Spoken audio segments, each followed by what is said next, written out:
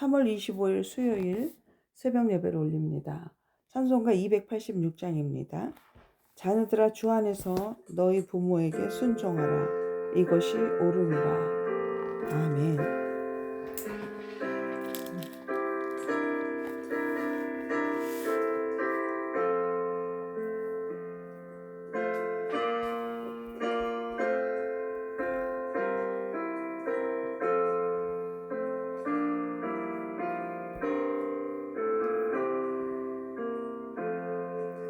주 예수님 내 맘에 오사 날 붙들어 주시고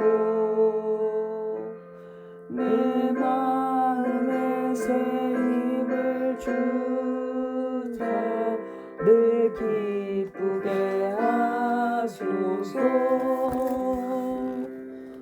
사랑의 주 사랑의 주 내 맘속에 찾아오사 내 모든 죄 사하시고 내 상한 맘 고치소서. 주 예수님 내 맘에 오사 내 소원 다시고 내 무거운 짐 맡아주사 참 평안을 주소서. 사랑의 주 사랑의 주 내 맘속에 찾아오사 내 모든 죄 사하시고 내 상한 맘 고치소서. 주 예수님 내 맘에 오사 날 정결케 하시고 그 은혜를 내 맘에 채워 늘 충만케 하소서. 사랑의 주 사랑의 주 내 맘속에 찾아오사 내 모든 죄 사하시고 내 상한 맘 고치소서. 주 예수님 내 맘에 오사 내 길 인도하시고 주 성령을 내 맘에 채워 늘 충만케 하소서. 사랑의 주 사랑의 주 내 맘속에 찾아오사 내 모든 죄 사하시고 내 상한 맘 고치소서.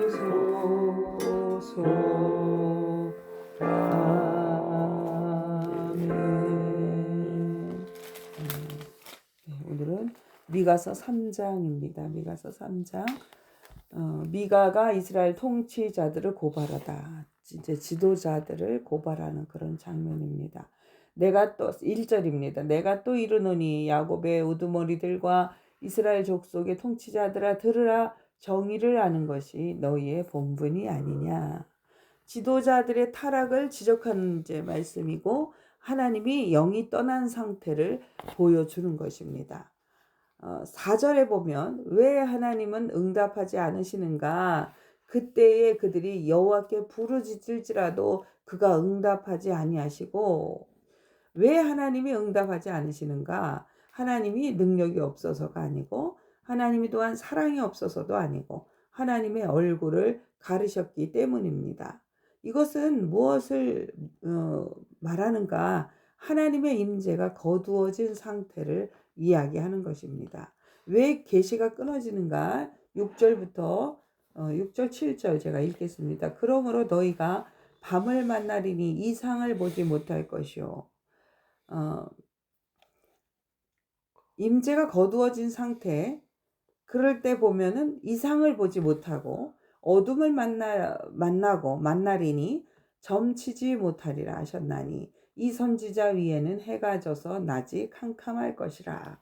그러니까 하나님의 이름을 빙자해서 예언하는 그런 점치는 행위, 예언하면서도 돈을 받고 또한 뭐 그러한 어떤 그런 상태, 선지자가 부끄러워하여 술객이 수치를 당하여 다 그 입술을 가릴 것은 하나님이 응답하지 아니하심이거니와. 그럴 때 하나님께서 응답하지 않으신다. 선지자들이 이상을 보지 못하고, 이것은 단순히 말씀이 안 들리는 문제가 아닙니다. 하나님이 영이 떠났다는 증거입니다. 선지자들이 하나님의 이상을 보지 못한다. 하나님께서 말씀하시는 말씀과 그러한 것들을 보지 못하는 것, 이것이 하나님의 영이 떠났다는 겁니다. 환상이 끊어지고 응답이 끊어지고 말씀이 살아 움직이지 않는 것, 그런 것들이 왜 그러느냐?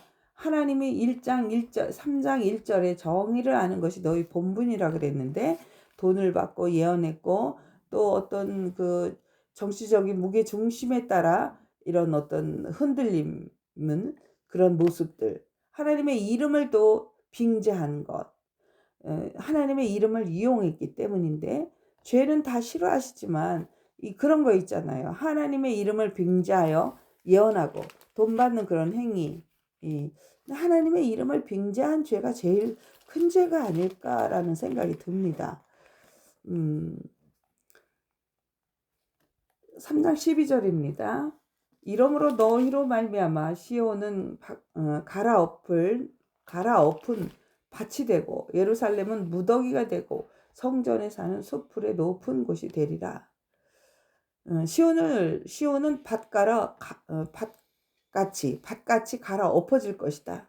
우리는 보통 무너지는 것, 잃어버리는 것을 심판이라고 생각합니다. 하지만 성경이 말하는 가장 무서운 심판은 건물이 무너지는 것이 아니고 재정이 무너지는 것보다 하나님의 임재가 사라지는 것이 더 큰 심판입니다.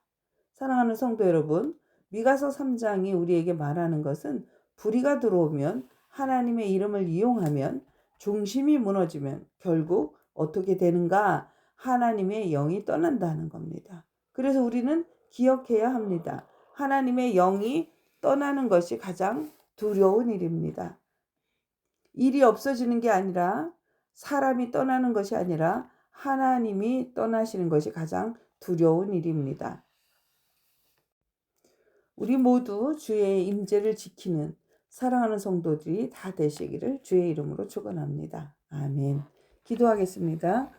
거룩하시고 살아계신 하나님 아버지, 오늘 미가서의 말씀을 통해 우리의 심령을 깨우시니 감사합니다.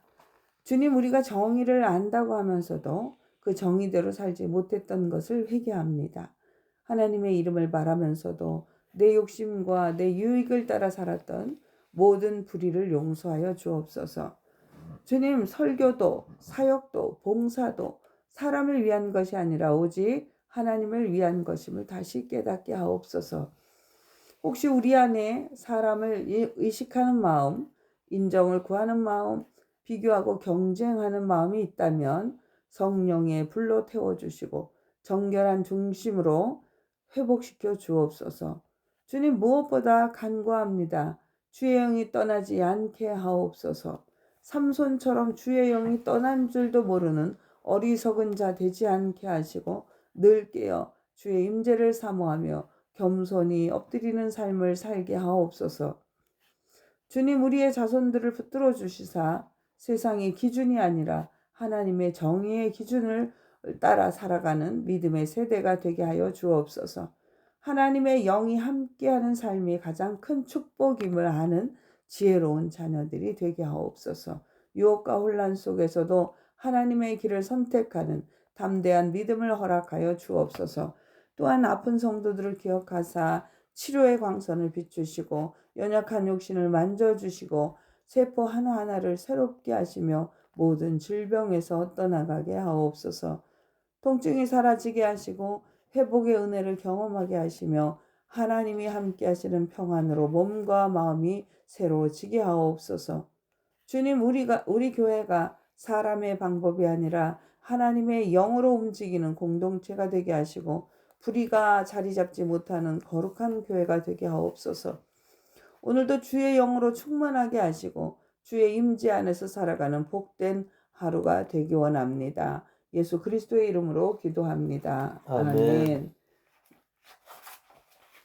하늘에 계신 우리 아버지, 아버지의 이름을 거룩하게 하시며 아버지의 나라가 오게 하시며 아버지의 뜻이 하늘에서와 같이 땅에서도 이루어지게 하소서. 오늘 우리에게 일용할 양식을 주시고 우리가 우리에게 잘못한 사람을 용서해 준 것 같이 우리 죄를 용서해 주시고 우리를 시험에 빠지지 않게 하시고 악에서 구하소서. 나라와 권능과 영광이 영원히 아버지의 것입니다. 아멘. 나는 그리스도의 이름으로 고난을 받으면 그 이름으로 하나님께 영광을 돌리리라. 아멘. 영광을 풍성하신 하나님 아버지, 너희는 가만히 있어 내가 하나님 경외할지어다. 이 말씀을 붙들고 나아갑니다.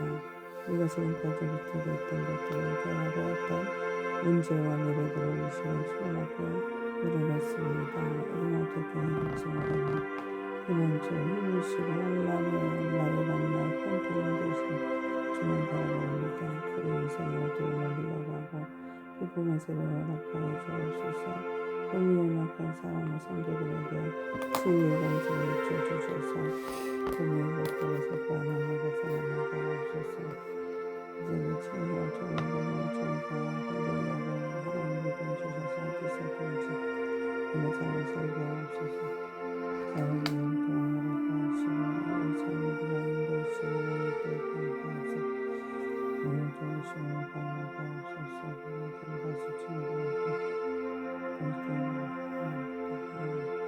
하나님 인도하시고 성령을 성으로 성도들의 어린이를 용서하여 주셔서 오늘도 하나님 길을 보여주시옵소서. 오늘도 들어가고 하나님 서로의 작품을 이루어주고 아버지 사랑하는